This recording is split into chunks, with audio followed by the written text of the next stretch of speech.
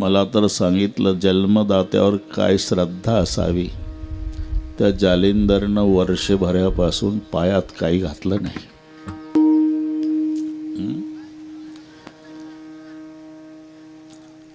अरे बापाच्या कंबरड्यात बुटा भरल्या लाता घालणारे लेकर जन्माला आले. ज्यानं बापासाठी बूट घातला नाही त्याचं काय वर्णन करावं आपण. महत्त्व गेल्यावर कळतं हे लक्षात ठेवा. बाप म्हणजे घराचं वजन असते, घराचा दरारा असतो. जोपर्यंत बाप बसून असतो घरी वजनदार वाटतं घर, वजनदार. एकदा बाप गेला, केवढाही मोठा फोटो लावा, घराचं वजन गेलेलं असते. बाकीचे प्रेम करतात पण त्यांच्या प्रेमात स्वार्थ असतो. तुमच्या तोंडावरून प्रेमानं हात फिरवलं असं तुम्हाला वाटतंय,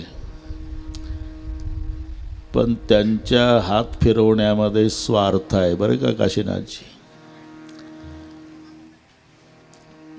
बाकीचे तोंडावरून प्रेमानं हात फिरवतात स्वार्थापोटी, आणि आपला बाप आपल्या थोबाडीत मारतो ते आपल्या हितासाठी. हे लक्षात ठेवा, दोघात हा फरक आहे. एकदा वडील गेले, घराचं वजन गेलं. आता हे बोलणं सोपं आहे, पण तो एकटा व्यक्ती जात असला तरी एकटा जात नाही. मग काय काय नेतो? धर्मपत्नीचं कुंकू नेतो, लेकीच्या माहेरचा आनंद नेतो, बहिणीची भाऊबीज नेतो, भावाचा पाठिंबा नेतो, आणि मुलांचं छात्र नेतो. विठ्ठल. डेड बॉडीच्या भोवताल सगळे बसतात आणि रडतात. कोण कसं रडतं, कशा पद्धतीनं रडतं याचं बारीक चिंतन संतांनी केलं. अगदी थोडक्यातनं 12ला तुम्हाला मोकळे करतो. महाराष्ट्राचा विश्वास माझ्यावर आहे. काशीनाथ महाराज म्हणले, मी म्हटलं बरोबर येतो. फेटा बांधून बसेल तेव्हा 10 वाजलेले असेल, एवढं लक्षात. हां, ते कारण बिरण काही सांगत नाही मी कधीच. नाही तर बरेचसे कीर्तनकार, आता नवीन सुरू झालेले कीर्तनकार म्हणतात ट्रॅफिक लागलं होतं महाराज म्हणून उशीर झाला. तू काय राष्ट्रपती आहे का?